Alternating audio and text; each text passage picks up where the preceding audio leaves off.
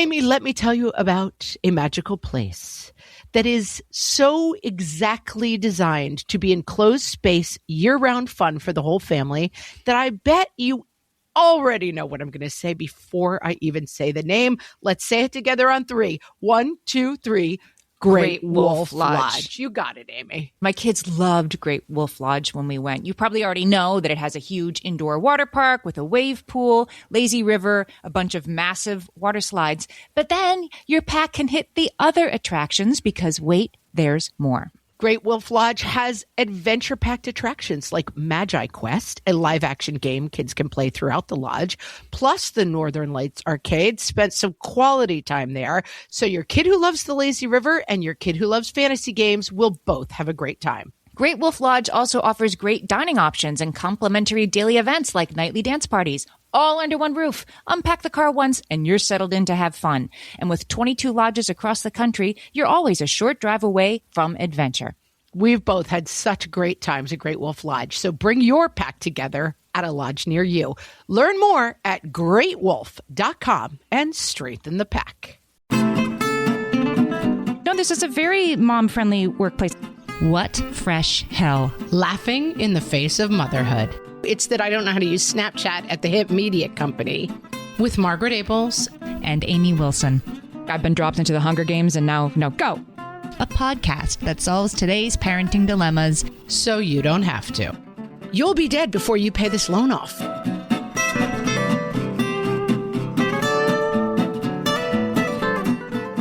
Hey, everybody. Welcome to What Fresh Hell, Laughing in the Face of Motherhood. This is Amy. And this is Margaret. And today we're talking about pivoting. Okay. I love this. We, on our 6-year anniversary episode, we're talking about things that we'd taken away from the podcast. And I said that really the most important thing for me that I had taken away from the podcast was finding a new path at midlife, shall we say, generously to myself. I might be slightly past midlife, but let's just ignore that for now. Let's imagine that I'm in midlife. Pivot beyond around that. I might be a couple of holes into the back 9, as we say, but that's not what we're talking about. It's the fact that, so I had started my career as a comedian, writer out in LA, had a big shot agent, was doing the thing, was moving and grooving, going to fancy meetings with, semi-famous people and driving up to the lot and doing my thing. And then that crashed and burned spectacularly, really even before ever getting started. I mean, as we've discussed, first of all, shout out to the person who said that they did not want to make me feel like an oldie-locks, but they had watched the movie I wrote, Bratz, Starring and Styling, when they were 11. So I am an oldie-locks. Back in my day. But yeah, so I had this very specific vision for my future, Tina Fey, basically, writ large. That's what I thought I was going to be. Writer, actor, famous person. And then I found myself home with 3 kids under 4, writing a blog and kind of feeling cast out of paradise. Just so detached from any sort of career and therefore somewhat detached from myself. And it's not just for creative. I feel like a lot of times we're too creative people. The way out of this is to be creative. Just figure out a new way to use your creativity. I think that's true for a lot of people, but the answer isn't for everybody to write a book or start a podcast. Start a blog. Right, right. Make stuff to get out of that. It's just not the right answer for everybody, I feel like. But you do need to pivot. Pivot is universal. This is a difficult topic to talk about universally. The reasons people work, don't work, come back to work, leave work, are not universal. A lot of people, it's purely economics, right? Like you need the double income, or you need to leave your job because daycare is too expensive, or your spouse is military and you travel every 2 years. And so holding a job is difficult. Right. Your kid is sick, your mom is sick, whatever. There are reasons. Yes. And so, as I've quoted, Roxane Gay says this before, if you don't hear your experience spoken of today, it doesn't mean your experience is not valid. We are not going to be able to speak to everyone's experience of trying to pivot as a mom. We are, I think, generally talking about employment, although I guess I know some people who have pivoted from staying at home in one way and staying at home in a different way, or finding a new hobby or pursuit. But we are generally talking about employment. And one of the reasons I also wanted to talk about this is that, so when we started the podcast, my kids were little. They were elementary school, all of them. And maybe, I think I had one in preschool, maybe even when we started. And I noticed that when I got together with my mom friends who had little kids, that what we talked about was the kids. How are they eating? How are they hitting their milestones, like soccer games? And are you signing them up for this? And what are they going as for Halloween? Was that even true with people that you knew before you became parents? Like your old screenwriting group, did you talk about kids? Those people you talk about what you used to talk about? No, because also we had kids at such different ages and stuff. But the thing I'm talking about, like my mom friends in town, basically, who have similarly aged kids. And what I notice now that my youngest just started 5th grade. So all of my kids are technically, we do middle school starting in 5th grade here. So they're all middle schoolers. And I have my first starting high school. What we talk about when we get together is what's next.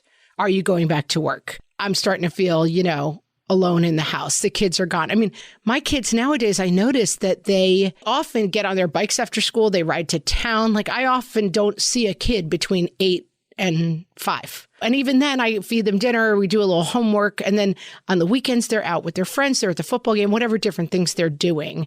And I am right at that point, and a lot of my mom friends are, where the kids need less in some ways and their days are freer. And so they're really asking themselves, like, now what?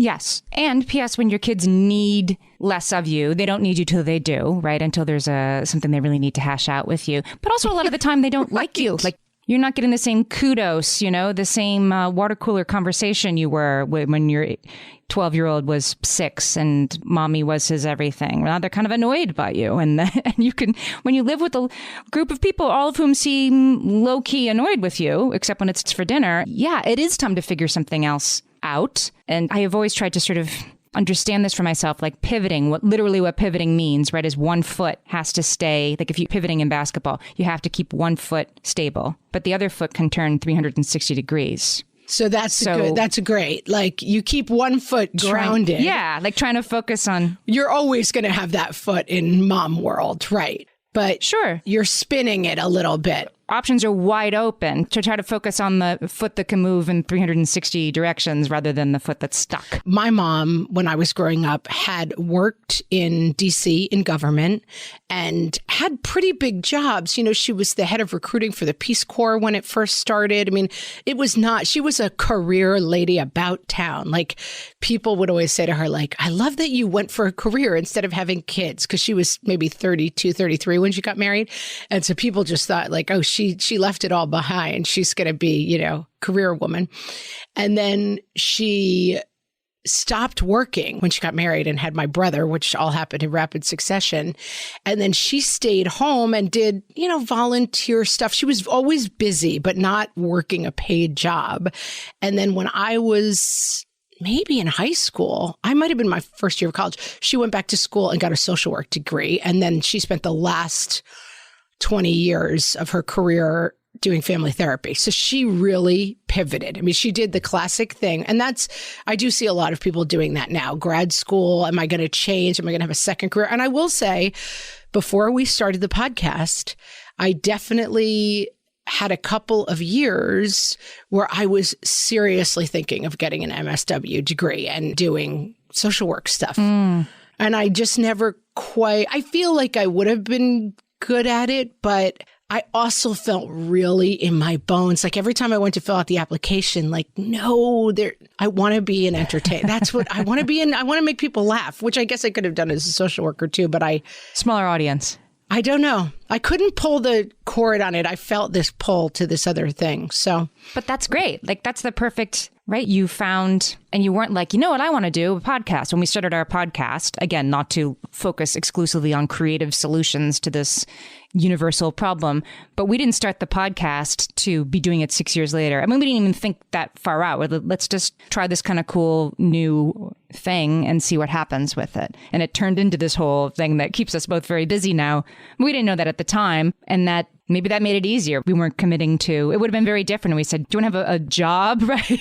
Right. Start a media empire. Yeah. And like do it full time. And yeah, all the different things we've done with it. Yeah, absolutely. And I do think one thing, again, outlier example, but I do think one thing that has helped me in my career, and maybe it was necessitated a little bit by a creative career where you have so little control of outcomes. Maybe if you like go to law school and do well and become a lawyer, it's like you're following some set path. I feel like in the creative realm, you're a little bit more like pulling tickets wherever you possibly can. There's a great runner on the West Wing, that series, where Martin Sheen plays the president. And whenever people are talking to him, he's like, okay, and that's what we'll do.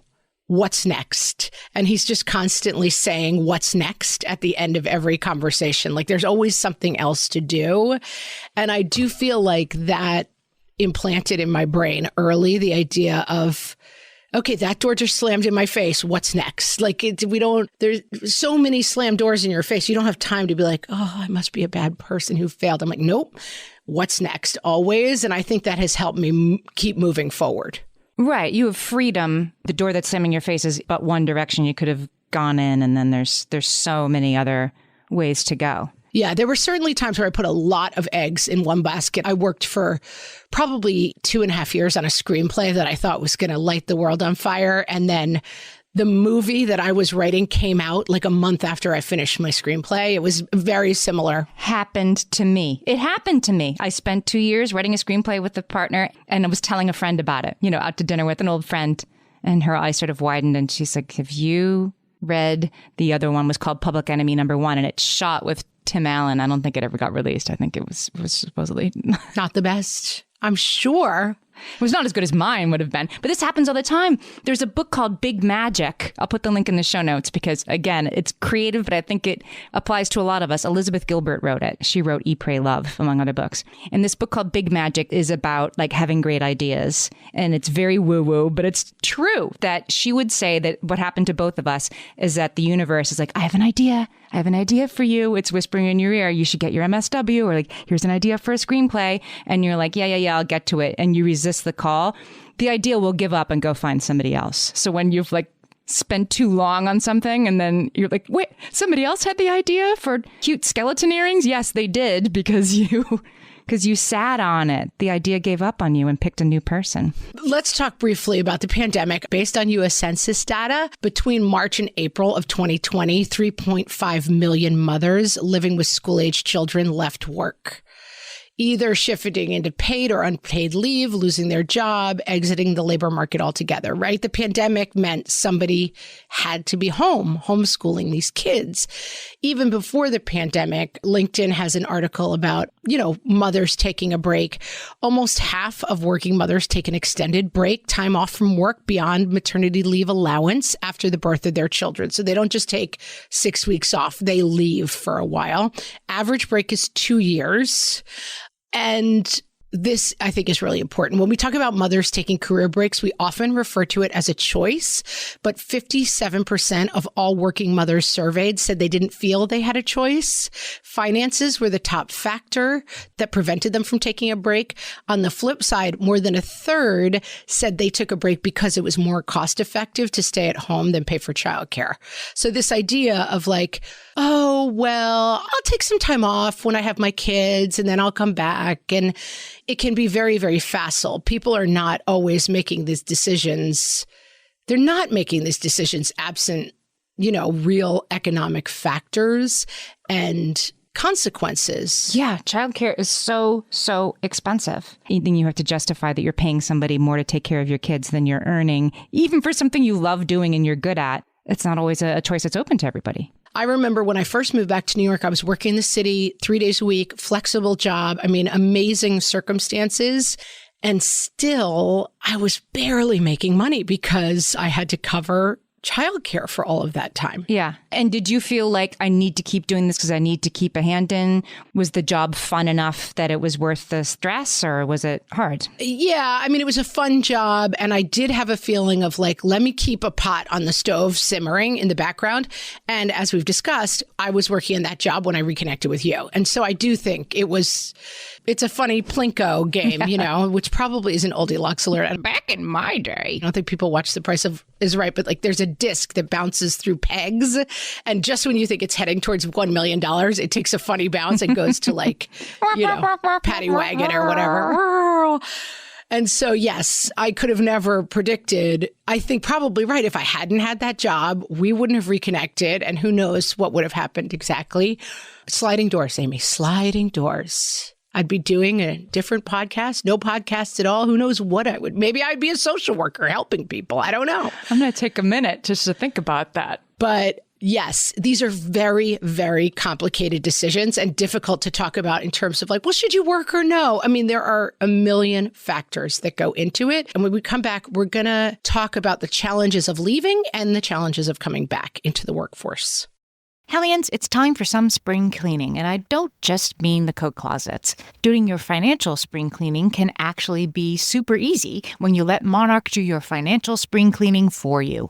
One dashboard that gets your entire financial life organized. No more clutter, no more mess, no more logins scattered everywhere, just accounts, investments, property, and more, all in one place. Get your first year of Monarch for half off, just $50 with promo code FRESH. Monarch allows you to look not only at what you've already spent, but also to plan for the future. With Monarch, you can set savings goals, plan for big purchases, and notice spending trends before they become a problem. I can generate cash flow reports that show me what we spent this quarter, this month, what we're probably going to spend next month, and feel prepared, organized, and knowing how to plan for the future. No more surprises and a lot more clarity. Try Monarch. Use code FRESH at monarch.com to get your first year half off at just $50. That's 50% off your first year at monarch.com with code FRESH.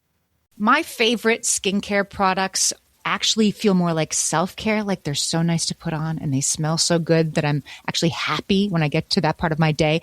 And I swear that is how I feel about Osea's anti-aging body balm. Amy, you are usually the lotions and potions queen on this podcast, but I have to say, hard agree. Osea's anti-aging body balm is a liquid silk body balm that combines the lasting hydration of a lotion with the firming power of a serum, leaving skin smoother and firmer. This body balm is clinically tested and designed to deliver visible results you can see and feel. So we've gotten to use this product for a couple of months now, and I swear I have really noticed firmer and smoother skin, like on the back of my hands. It's like getting a mini spa treatment from head to toe. Get a spring-worthy glow with clean, clinically tested skincare from Osea.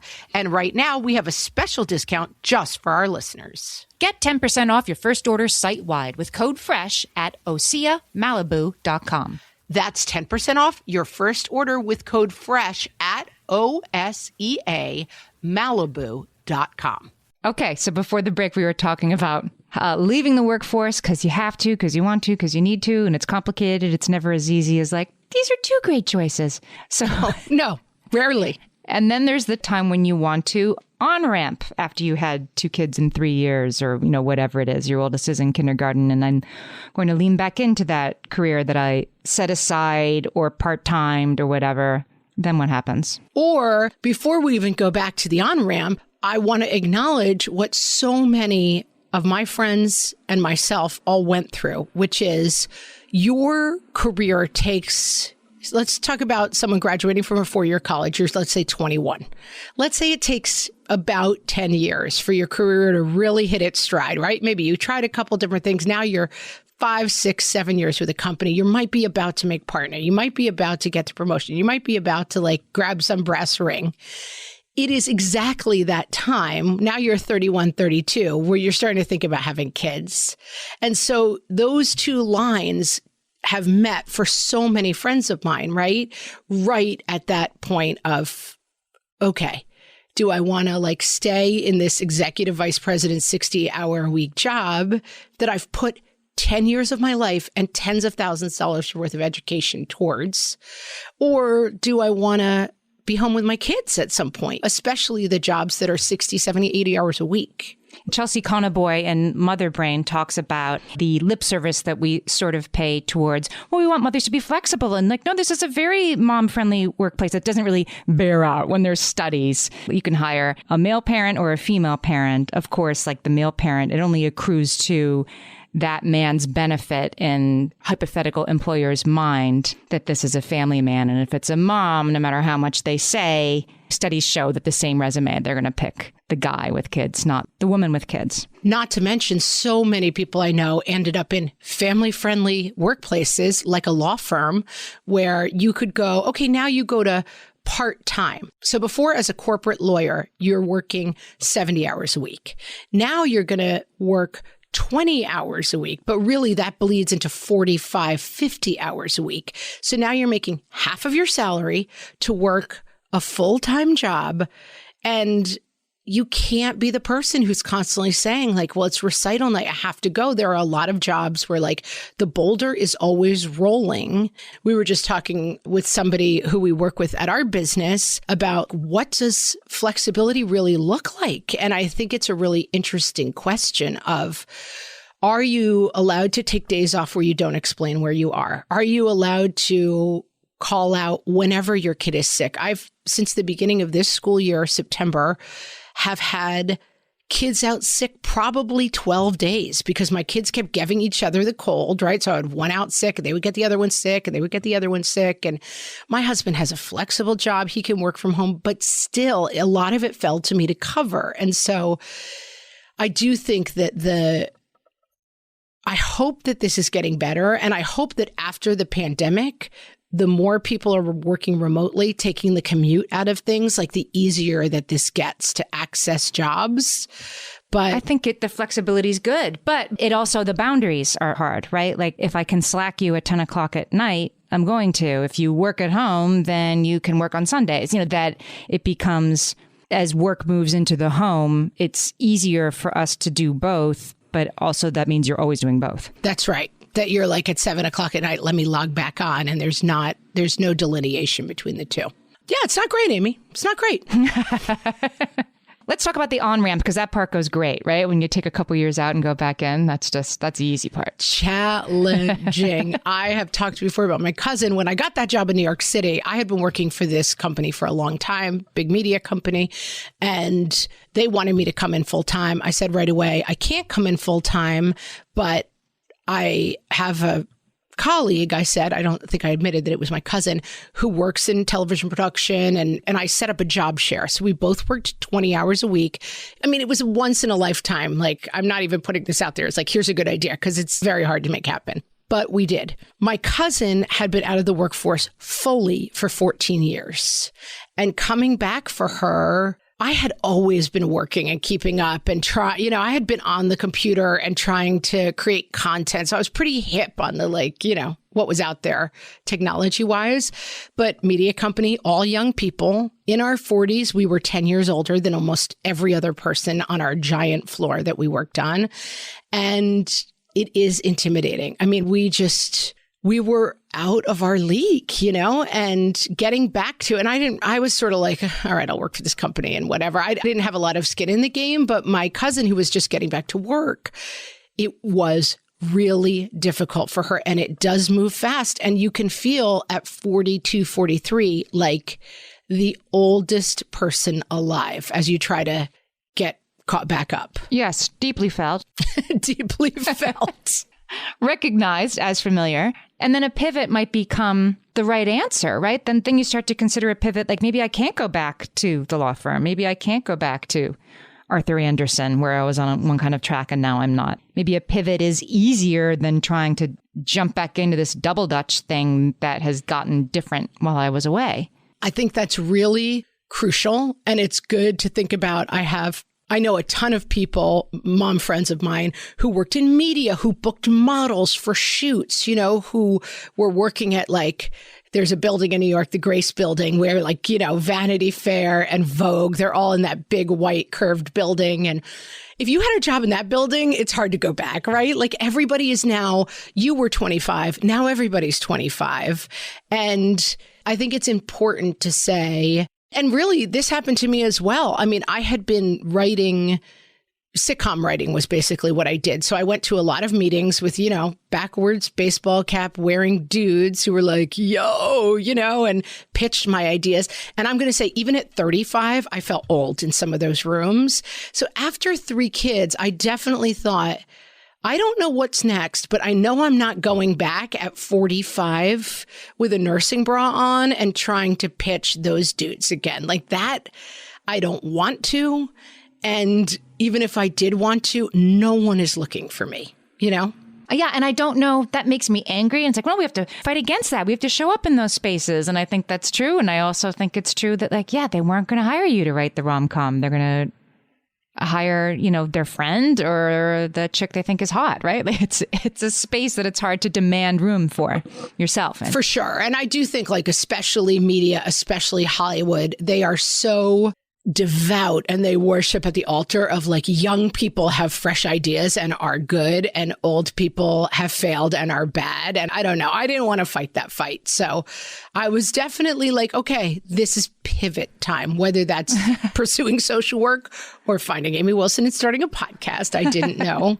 Another thing that can be difficult when you're going back to work.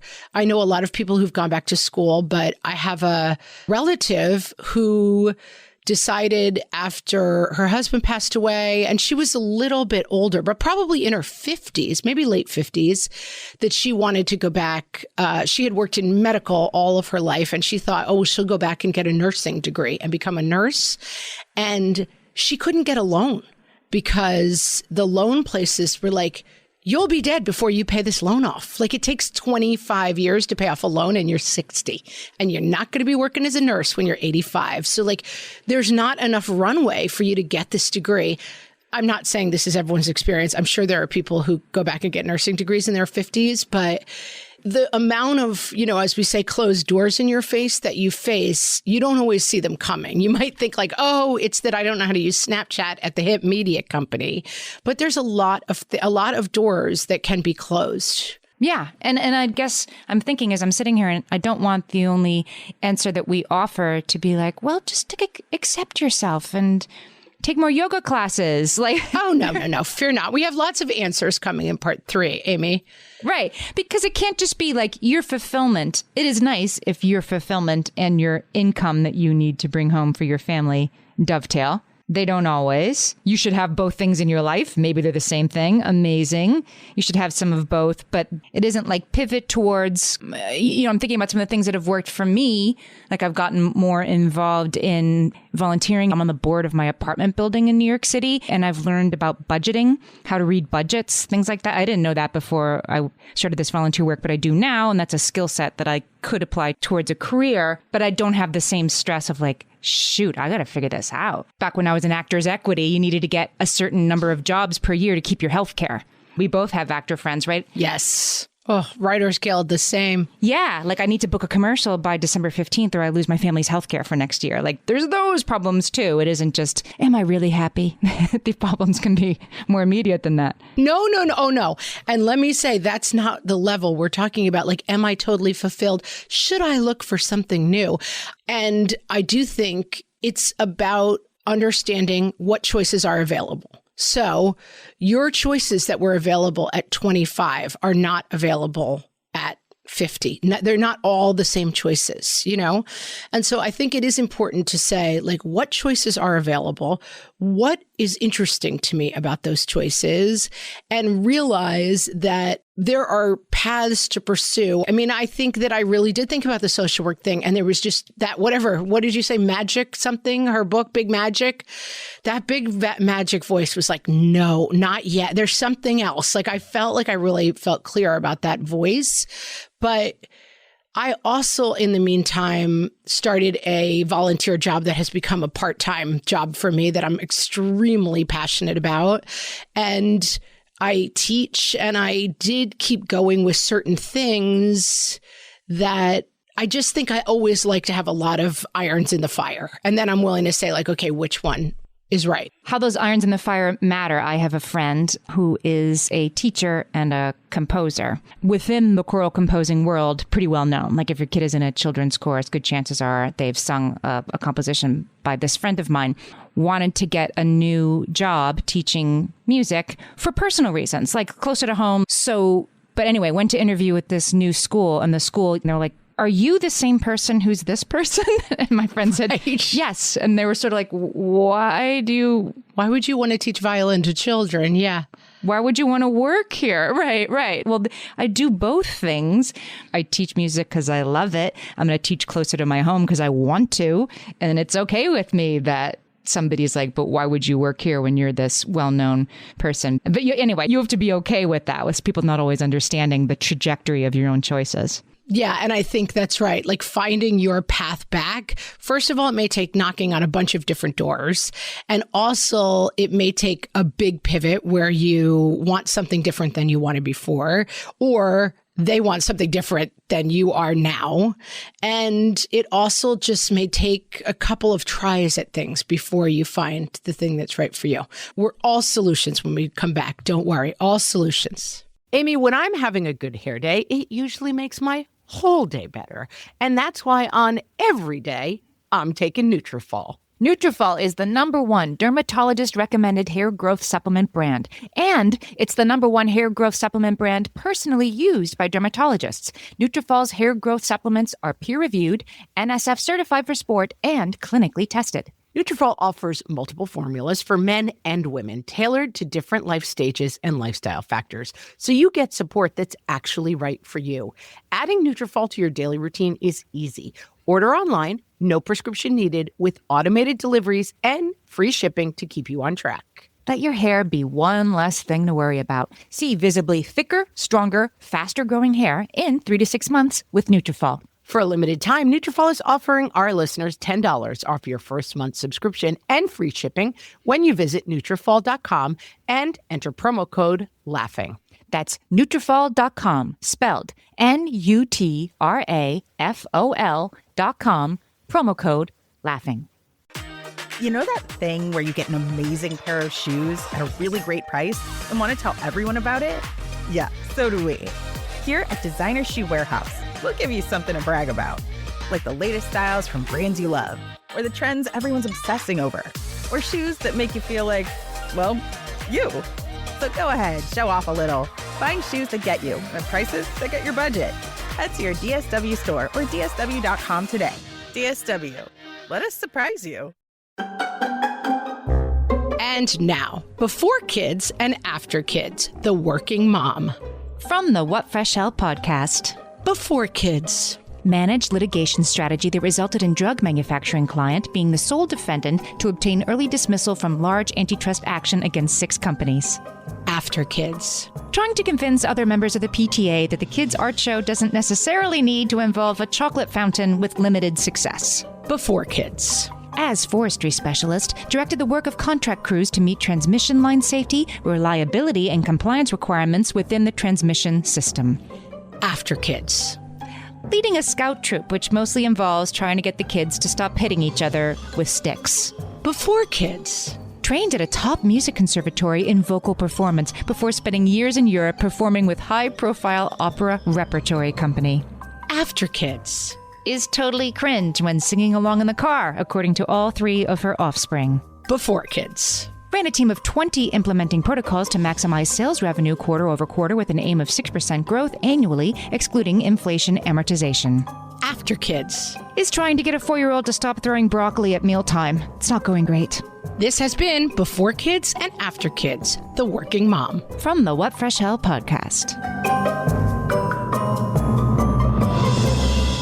All right, Amy, we're going to pivot, all right? Yeah. We're pivoting. We're talking about pivoting and pivoting while we're talking about the pivot. These are mostly from Jamie Burt for Indeed.com, an article about reentering the workforce after being a stay-at-home parent. Okay.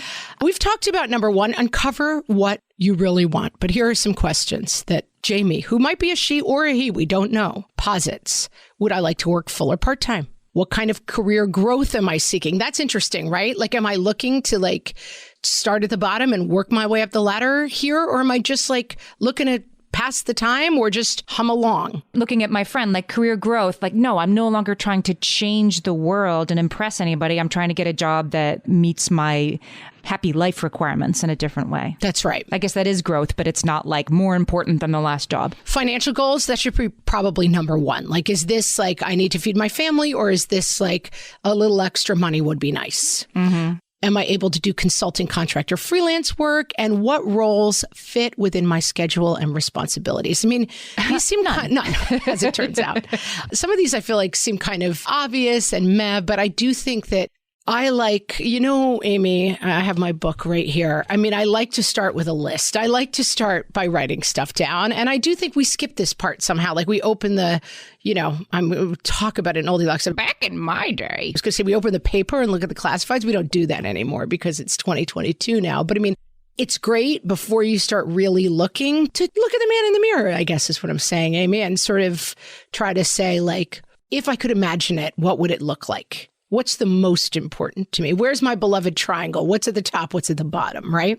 This is what I was trying to get at before with the like trying to look at it from a place of abundance instead of fear. Like I'm in this moment where I can do any number of things. I'm safe. I have one foot planted and now I'm going to set off in a new direction and I get to take some time to discern where that is first. Absolutely, which is different than I need to make $800 a week to cover what we're short on. They're different calculations. They're different calculations, right. And I guess I'm saying even if you're solving for the second, if you can bring a little bit of the first. A little bit of the first. Instead of like I've been dropped into the Hunger Games and now, no, go. Now. You have time. You have time to look around you and decide what you want to do. And this is, I mean, a lot of our people have little kids, but this is worth doing now. I mean, that's the thing. You may have a 2, 4, 6-year-old. This may be 10 years off for you, but it's always a good idea to have the little like room of my own's list going on. Mm-hmm. Here's another tip, Amy. Update your materials, obviously your resume. Have you ever heard of this? Consider a skills-based resume outline rather than a typical chronological one. Okay. I did have someone tell me this a while back that you don't need to necessarily put your employment dates on your resume. And I have done it. Like, again, get someone who knows how to do a resume to look at it for you, but don't be afraid to add coaching the gymnastics team, volunteer experience, scout leader. It depends where you're applying, certainly. If you're applying to like a high-end law firm as a lawyer, like maybe not. But don't be afraid to include skills that you've gained as a parent. I want to be like, it shouldn't matter. Like you shouldn't have to hide that you graduated from college in 2004, but that's the world, right? Or earlier. Right. Or earlier. But we're in a ageist, sexist hiring environment. So this does make sense to me. Refresh your skills. So sign up for classes, conferences, connect with your college or university. They have a job posting board and they may have positions for people reentering the workforce. Take part in a returning talent workshop. Many major companies and businesses host seminars and workshops geared towards those returning to work. And then do consulting work or volunteer. I mean, volunteer, I do think like I actually have started a second career that started as a volunteer job. And I do suggest to people to volunteer at stuff because it's contacts and it's skills and you just never quite know where it's going. It can. And it does lead to work. The mom who at my son's high school who just like she did a great job running the PA. She just was so central to so many fundraising efforts. Now works for the school in its fundraising department. So that makes sense to me. You get active on social sites. You put your resume on LinkedIn. On LinkedIn, you can put open to work. Yes. Open to hiring, open to work. And then Indeed is indeed.com/laughing. That's our special link, but it makes it super easy. Yes. It's easy to look. It's easy to see. And we've done this in our own, podcast hiring for our team. It's very easy to see what job descriptions look like and what kind of person is being looked for and what kind of skills are being asked for. It's very easy to dabble and look around. Yeah. And in the same vein, call on your networks, make new connections. I mean, that's basically how we started, right? Like, oh, there's Amy. I wonder what she's up to. And I think this can be really challenging. And I think this is a great place to watch your story. oh, everyone just thinks I'm a loser. Everyone from college is like, whatever happened, she had so much potential. She's just home with kids. What a bore. She drives a minivan. What a loser. That is almost always a story that is much more important in our own head than anyone else. If you have friends or contacts in any area, it's kind of like dating. You tell as many people as, I mean, that's what I did when I was single. I was like, hey, I'm looking if you know anybody, I'm getting older, getting up there. Then I put my resume out on some dating sites and I reeled one in, Amy. It worked for me. Reeled one in. But that's always a good idea. And, LinkedIn is kind of easy for that. I mean, I find people from like every job I've ever had is somehow connected to me on LinkedIn generally. I like this idea. Consider a returnship. Paid roles that are more in-depth than traditional internships and focus on candidates returning to the workforce. I feel like this would be a good way, if you have the time to under-earn and over-deliver and get back into the workforce that way. That seems like it would be successful. I had never heard this term before, returnship, but you can Google it. And it's an internship for people coming back versus young people. And I do think that people, maybe I'm naive, maybe I'm just a crazy dreamer, Amy, but I do think that companies have gotten a little more savvy. It depends. In media, not at all. I mean, I literally walked through the halls of that media company at 43 and people practically recoiled in terror. Like, there's an old person in here. I would not, again, high-end slick. Side part. She's got a side part. High-end slick media would not be my choice for returning to the workforce, but you can tell when places are not looking for this. And it's surprising. I mean, we've been in the mom content sphere for quite a time. And I'm not going to lie, Amy and I have gone to several meetings where we've walked in to pitch mom content. And it's a room full of 22-year-old dudes. We're like, wait, what? Or maybe 32, but they look 22 to us, right? Yeah, don't pound on doors that are not going to be right, But I do think, keeping open, trying, practice and prepare is a good one, obviously. Practice, don't go in cold for your first job interview in 14 years. And that may be a good place to interview at the movie theater or the Dunkin' Donuts, literally just fill out applications and do a little bit of practicing interviewing, even if they're jobs that you're not dying to take. This is the final one, which I think is really interesting. And I'm not sure, I've been out of it for long enough. Talk up your gap years. So, I think that in the oldie times, you and I would have probably, and I think I did, really try to camouflage and disguise the fact that we hadn't been working in a couple of years, because I was so trained in Hollywood. If you haven't gotten a job in 6 months, you're just old fish. You stink, you're gross, nobody wants any part of you. And it was I always used to laugh when I got a job, oh, I'm back. Now when someone asks what I'm doing, I have an answer. The idea of I was constantly staving off the stench of long-term unemployment. But I do think that maybe leaning into that a little bit more could be worthwhile, especially if you're pivoting, especially if you are using the skills that you've earned, running a bunch of really successful events in town to work for a party planner, or, using those mom skills. I think back in the day, it would have been really off-putting. Well, I was a mom. It's who cares? We only care, if you integrate Snapchat into the overall social media space, blah, blah, blah, But I think more and more people are a little bit more realistic, and maybe even after the pandemic of okay, what are your skills? What can you do? It's so true. And I just met a woman this week, extremely successful, who has pivoted several times in her life. I'm thinking of her. I don't want to say what she worked on without her permission, but she created a huge parenting site. Then she wrote some novels, one of which became a huge television show. So she's got this huge parenting site, which still earns. She created a television show, which does very well. And she is probably halfway between my age and my mom's age, and is very much what's next? I'm figuring out what's next for me. She's Martin Sheen from The West Wing, Amy. Yes. And she was saying it without shame. And of course, me looking at her was like, you created that parenting website and this hit television show? Like, wow. Like, what's next for you? So she was, whereas the same things in myself, I'd be like, well, I used to act and then I did this and I have a podcast. It seems like I'm all over the place. Like, she didn't apologize for it. And it was actually really cool in this other person for me to see she had done these cool things and she was trying to decide what to do next. So I guess I'm just saying, channel that person, right? She had done cool things. I'm going to decide what's next. She was going to London by herself on vacation to rent a house and figure out what she was going to do next because she's an empty nester and she could do that kind of stuff.